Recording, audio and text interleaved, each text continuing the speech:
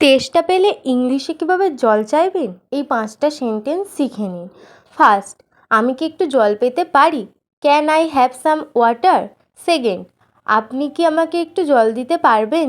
Could you give me some water please? Third, আমার খুব তেষ্টা পেয়েছে। I am very thirsty. Four, তার আগে বলি hello everyone, welcome back to my channel. আজকের হচ্ছে day 18 of day 30 real life conversation series. তো দেখো, ফোর, এখানে কি খাওয়ার জল আছে? Is there any drinking water here? Five, জলের জন্য ধন্যবাদ। Thank you for the water.